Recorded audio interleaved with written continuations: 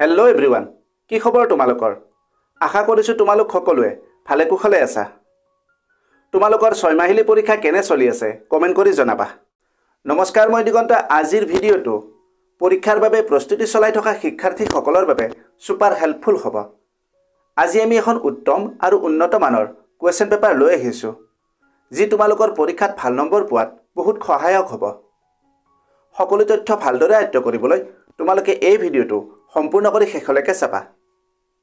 ভিডিঅ'টো যদি তথ্য সমৃদ্ধ হয় আৰু ইয়াৰ দ্বাৰা উপকৃত হ'লে লাইক আৰু শ্বেয়াৰ কৰিবা। চেনেলটো যদি ছাবস্ক্ৰাইব কৰা নাই, দৰকাৰী আৰু তথ্য সমৃদ্ধ ভিডিঅ'ৰ নটিফিকেশ্যন পাবলৈ চেনেলটো ছাবস্ক্ৰাইব কৰি লোৱা।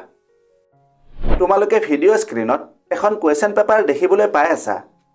পৰীক্ষাৰ বাবে প্ৰস্তুতি কৰোঁতে প্ৰশ্নকাকত অনুশীলনক এক উত্তম প্ৰস্তুতি কৌশল বুলি গণ্য কৰা হয়।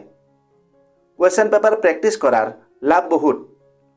পৰীক্ষাত অহা প্ৰশ্নৰ আৰ্হিৰ সৈতে চিনাক্ত কৰে, পৰীক্ষাৰ ফৰ্মেটৰ সৈতে পৰিচিত কৰে, জ্ঞানৰ ব্যৱধান চিনাক্ত কৰে, উত্তৰ লিখনি কৌশল উন্নত কৰে, সময় ব্যৱস্থাপনা উন্নত কৰে, আত্মবিশ্বাস বৃদ্ধি কৰে।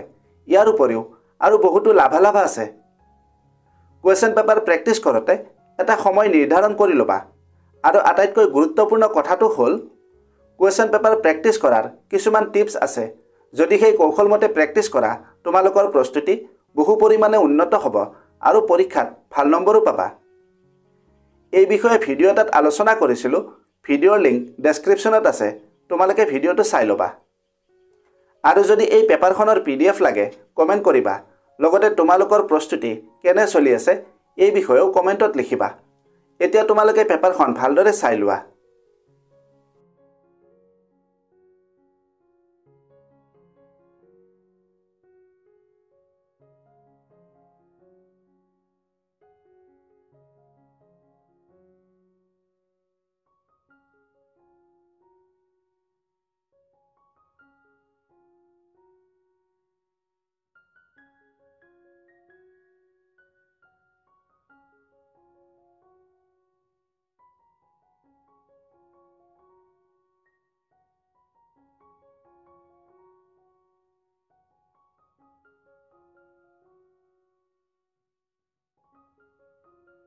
ভিডিঅ'টো যদি হেল্পফুল হৈছে তেন্তে বন্ধু বান্ধৱীৰ লগত এই ভিডিঅ'টো শ্বেয়াৰ কৰিবা আৰু লাইক কৰিবা।